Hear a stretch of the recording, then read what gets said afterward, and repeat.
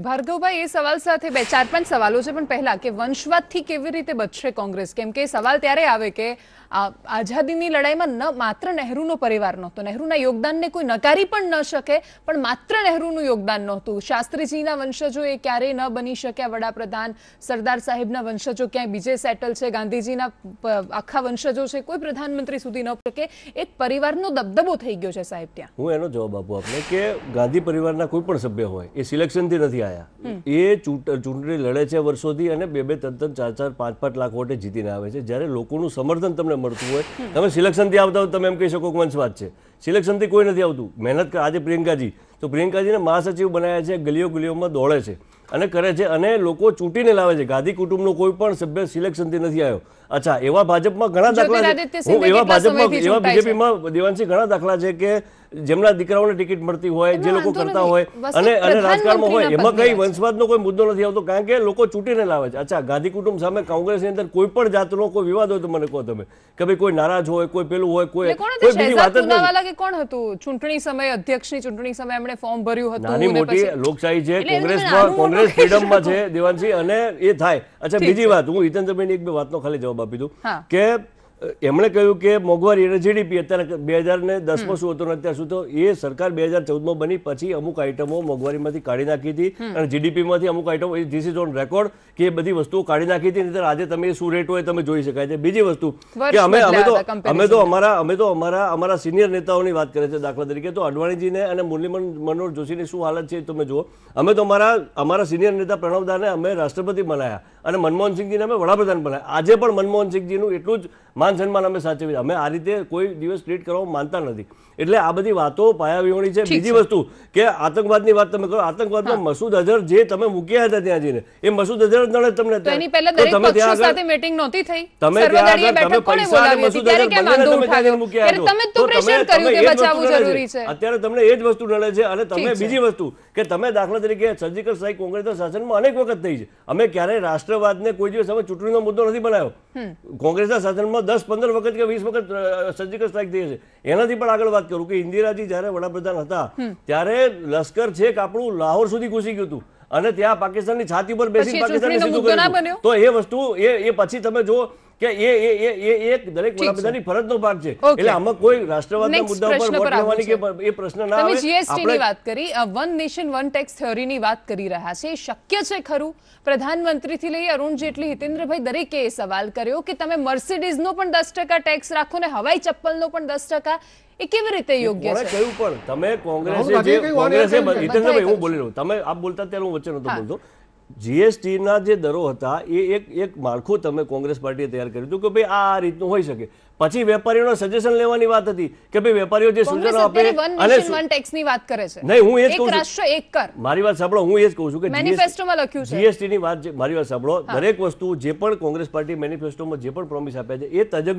તજજ્ઞોની સલાહ લઈને આપ્યા છે કોઈ એમને આડીધડ વાત નથી જે પણ વસ્તુ કરે છે કોંગ્રેસ પાર્ટી જે બોલે છે કરીને બતાવે છે એમણે કહ્યું કે ખેડૂતોના કોંગ્રેસ પર અમારા રાહુલજીએ કહ્યું કે 10 દિવસમાં 1 મિનિટ કોંગ્રેસ પાર્ટીએ કહ્યું હતું કે 10 દિવસની અંદર અમે ખેડૂતોના 3 દિવસમાં અમે કરી બતાવ્યું એટલે કોંગ્રેસ પાર્ટીએ જે પણ મેનિફેસ્ટોમાં આપ્યું છે એ કરીને બતાવશે અચ્છા હું એની સામે બીજેપીને પૂછવા માંગુ છું કે ભાજપે જે 2014ના મેનિફેસ્ટોમાં જે પણ પ્રશ્નો ઉભા કર્યા હતા જે પણ વચનો આપ્યા છે કેટલા પૂરા કરીને બતાવે એની વાત ભાષણોમાં કરો ડિબેટમાં એની ચર્ચા આપણે કરો બીજી બધી વાતોને ખાલી કરવાનો કોઈ મતલબ નથી મુદ્દા આધારિત ચૂંટણી હોવી જોઈએ લોકોને શું જોઈએ છે લોકોને શું તકલીફો છે લોકો કારણ કે તમે લોકો માટે બેઠા છો લોકોએ તમને વોટ આપ્યા છે રાહુલ ગાંધી ચોકીદાર ચોર હે બોલે ને અમે એના પર ચર્ચા કરીએ તો એમાં વાંધો ના આવે પણ આજે આ પ્રશ્ન પર ભારતીય જનતા પાર્ટીનો સ્થાપના દિવસે ચર્ચા એને અમે સવાલ તો એ જ પૂછીએ અમને જવાબ ક્યાં મળે છે મુદ્દા પર ક્યારે ભારતીય જનતા પાર્ટીના નેતાઓને અભિનંદન આપું છું એમને શુભેચ્છાઓ આપું છું આમાં કોઈ બીજી વાત ના હોય એ જુદી વસ્તુ છે આખી અને આ વસ્તુ આખી જુદી બે વસ્તુ આખી જુદી કમ્પેરિઝન થશે ને સાહેબ એમ ચૂંટણીમાં જવાનું છે તમારે 2014 કમ્પેરિઝન કરવા માટે દેવાંશી ઘણા મુદ્દા છે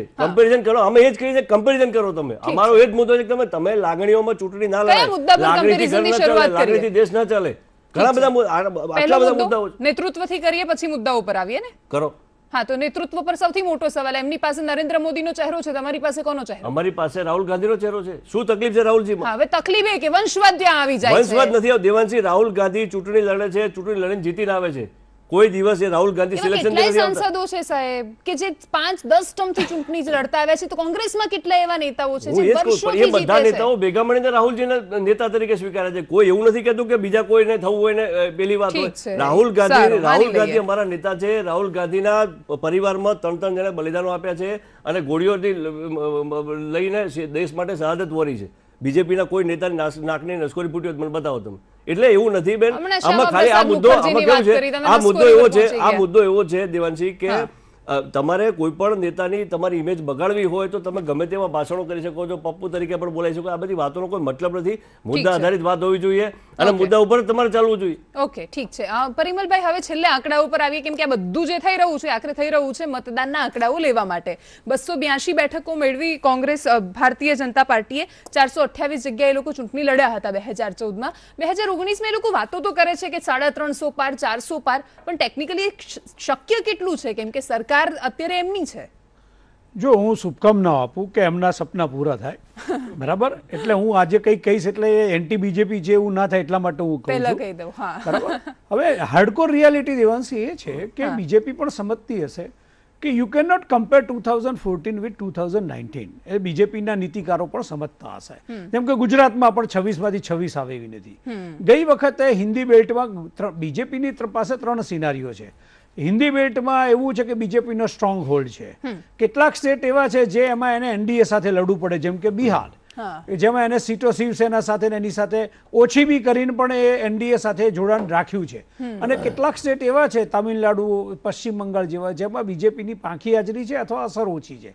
આ વખતે બંગાળમાં એવું કહેવાય છે કે બીજેપી ઘણું સારું કાઢી શકે છે, બરાબર. પણ એને સત્તા સુધી એ આંકડો મેજિક ફિગર જે ગઈ વખતે આવ્યો એવો હું નથી માનતો.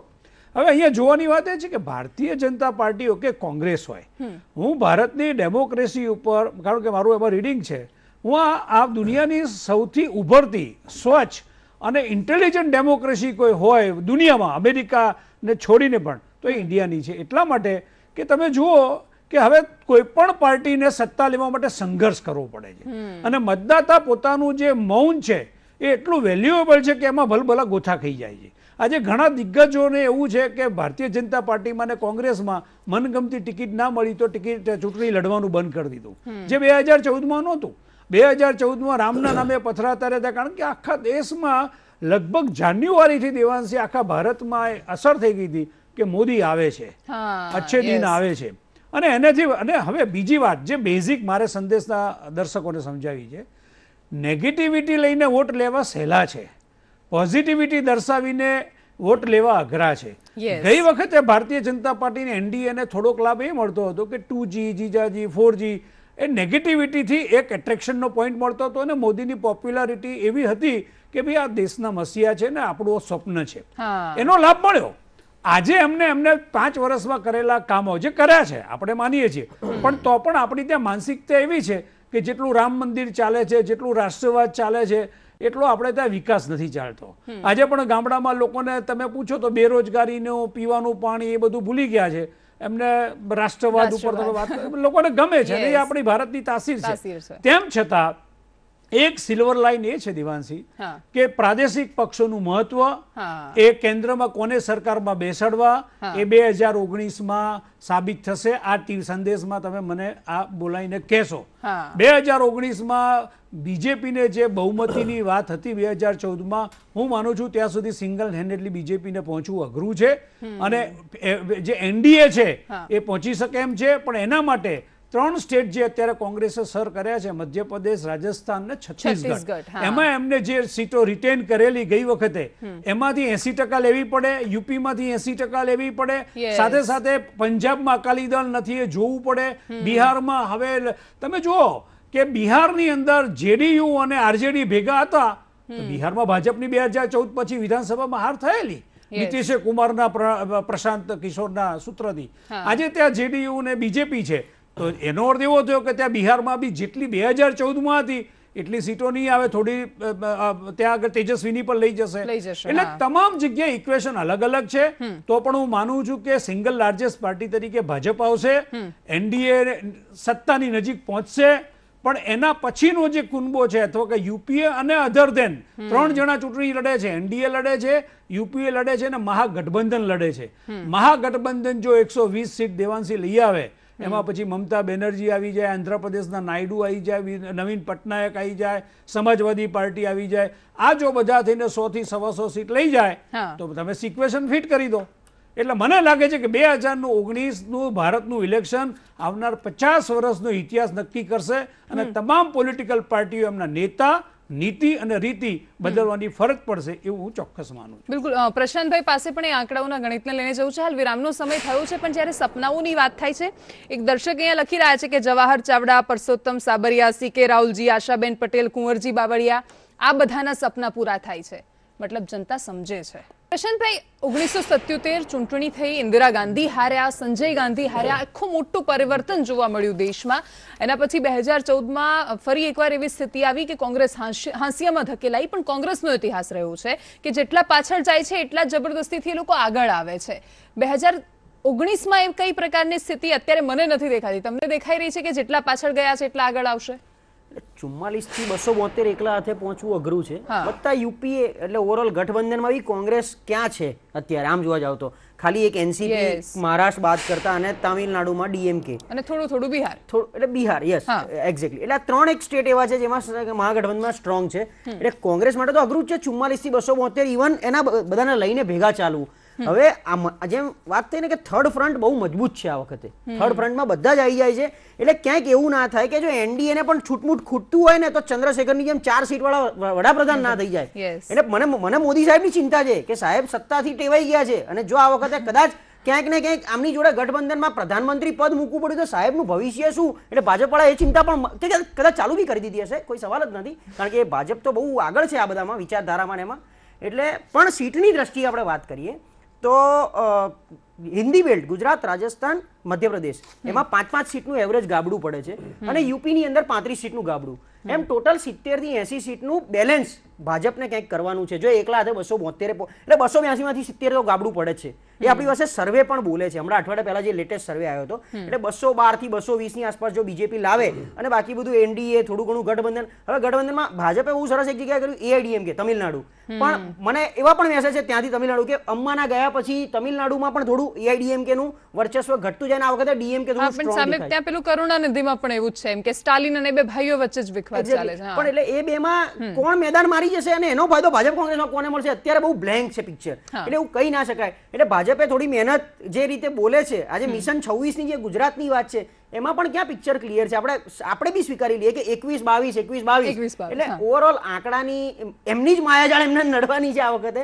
એટલે થોડી મહેનત કરી, હજી 20 દિવસ છે, કદાચ એકાદું ના થાય, જોઈએ આપણે શું આગળ જતા બીજો રાષ્ટ્રવાદ ઉભો થાય છે નથી થતો એના બેઝ પર ખ્યાલ આવી જશે પિક્ચર શું છે. સટાયરમાં ઘણું બધું કહી ગયા છે. હિતેન્દ્રભાઈ, પ્રશ્ન એ છે બિહાર, ગુજરાત, મધ્યપ્રદેશ, મહારાષ્ટ્ર, રાજસ્થાન, ઉત્તર પ્રદેશ આખો બેલ્ટ એમાંથી 194 બેઠક તમારી આવી હતી. હવે એમણે જે કહ્યું કે આમાંથી ક્યાંક ગાબડું પડી રહ્યું છે. વોટ શેરની વાત કરીએ તો એ માત્ર 31% હતો. એટલે આખા દેશે નથી સ્વીકાર્યા તમને. એક આખો નીચેનો પટ્ટો એવો છે દક્ષિણના રાજ્યોનો કે જેમણે નથી જ સ્વીકાર્યા તમને. પશ્ચિમ બંગાળમાં તમે સતત મહેનત કરી રહ્યા છો, તમિલનાડુનું ચિત્ર ક્લિયર નથી. પણ તમે જ્યારે વાત કરતા હોય કે 300 કે 350 પર કોઈ એક આધાર તો હશે ને, કયા આધારે? આધાર એ છે દેવાંશી કે આ દેશની જનતા, પરિમલભાઈએ બહુ સારું કીધું કે લોકો હવે અભણ દેશ નથી રહ્યો, જાગૃત થયા છે. જવાબદેહી પાર્ટીને બનવું પડશે, લોકો જવાબ માંગનારા પણ બની ગયા છે. અને 2014 અને 2019 ની વચ્ચે એટલો ફરક છે કે એક વાર એક રાજ્યના મુખ્યમંત્રી લડતા હતા, આજે દેશના સફળ વડાપ્રધાન લડે છે. એક સમય એવો હતો કે આજે દેશમાં સૌથી સંસદ સભ્યો વધારે, સૌથી વધારે ધારાસભ્યો, સૌથી વધારે રાજ્યોમાં સરકાર અને સૌથી વધારે સક્રિય સભ્યો ધરાવતી પાર્ટી છે. આ બીજો ડિફરન્સ છે. ત્રીજો ડિફરન્સ એ છે કે દેશની જનતા અમને કીધું એ પ્રમાણે જાગી ગઈ છે અને એને રોટી કપડા મકાનથી ઉપર ઉઠીને સલામતીની પણ ચિંતા થઈ છે. એ એક ત્રીજો. અને ચોથી વાત કે જ્યારે આજે આપણે આ ચૂંટણીમાં જઈ રહ્યા છે ત્યારે એ ચેમ્પિયન ઓફ અર્થ વડાપ્રધાન છે. યુએઈ નો સર્વોચ્ચ સન્માન પ્રાપ્ત કરનાર વડાપ્રધાન છે. દેશના સન્માનનો સવાલ છે, પણ હવે દેશવાળા આપશે સન્માન એટલું? હું એ દેશની જનતાએ તો સ્વીકારી લીધું છે. કેટલાક લોકોને તકલીફ છે અને કોણે સ્વીકાર્યું છે? કોંગ્રેસના લોકો. એમણે ભાર્ગવભાઈ કહેતા હતા કે બધા ત્યાં કેમ આવતા રહે છે, તો એને પણ એનું ભવિષ્ય ત્યાં સુરક્ષિત લાગે છે. ભાઈ એને આ આઈડિયોલોજીમાં વિશ્વાસ પડ્યો છે. એનું તો ખરું જ, એના વિસ્તારનો વિકાસ, એના રાજ્યનો વિકાસ અને દેશની સલામતી અને સુરક્ષા એ ભારતીય જનતા પાર્ટી નરેન્દ્ર મોદી છે, એમાં પણ લોકોને વિશ્વાસ પડ્યો, આંતરરાષ્ટ્રીય લોકોને પડ્યો છે, આંતરરાષ્ટ્રીય એવોર્ડો મેળવ્યા છે, એમાંય પાછા તો દેશના લોકો આપનારા હોત તો આ લોકો રાહુલજી કંઈક બીજું કહેત, પણ આ તો એવી રેટી મુસ્લિમ દેશોના અધિવેશનમાં ભારતીય સુષ્મા સ્વરાજને ચેર મળે, આ સલામતી, સમૃદ્ધિ અને સન્માન વિશ્વમાં પ્રાપ્ત કર્યું છે. એ પાર્ટી આજે લડવા જઈ રહી છે. 1977માં જ્યારે ઇન્દિરા ગાંધી અને સંજય ગાંધી રાયબરેલી અમેઠીથી ક્રમશઃ હારે છે ત્યારે સામે ગઠબંધન હતું, દરેક પક્ષો એક હતા કે હરાવવા છે કારણ કે ઇમરજન્સી તમે લાદી હતી.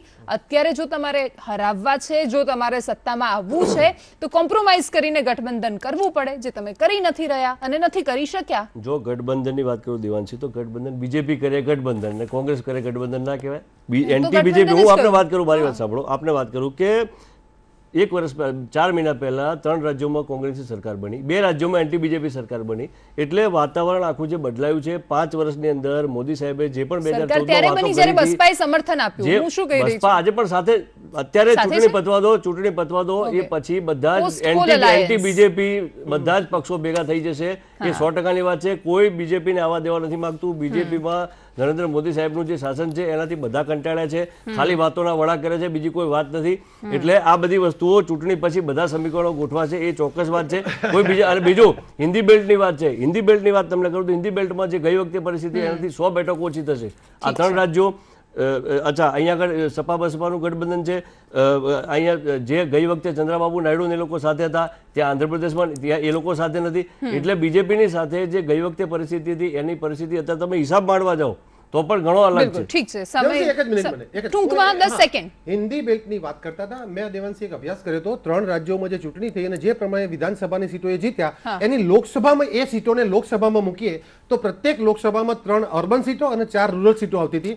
રૂરલ સીટોમાં એમને 10-10, 15-15 લીડ મળી હતી. છિંદવાડામાં પ્રધાનમંત્રી રેલી કરી હતી, 6 વિધાનસભા હાર્યા હતા, એટલે એ વિધાનસભાઓનો એના જો લોકસભામાં મૂકીએ ને તો 75% સીટો તો આ જૂના પરિણામો પ્રમાણે પણ લોકસભાની તમે આંધ્રપ્રદેશમાં, તેલંગાણામાં શું થવાનું છે? કોંગ્રેસ માત્ર 44 પર હતી, એટલે એને ગુમાવવાનું હવે કંઈ જ બાકી નથી. ભારતીય જનતા પાર્ટી 282 પર પહોંચી છે, એટલે પ્રશ્ન એમના પર છે. પણ આખરે આજથી આમ તો ઓફિશિયલી મતદાનની શરૂઆત થઈ ગઈ છે, કેમ કે આઈટીબીપીના જવાનોએ મતદાન કર્યું છે. 11મી એપ્રિલે 20 રાજ્યમાં 91 બેઠક પર ચૂંટણી થવા જઈ રહી છે, અને એટલે જ આપણા ત્યાં 23 એપ્રિલે છે. અત્યારથી જ દરેક લોકોએ આ બધા વાત વિવાદ મુદ્દા જે પણ હોય, પણ દરેક લોકોએ મતદાન કરવું જોઈએ.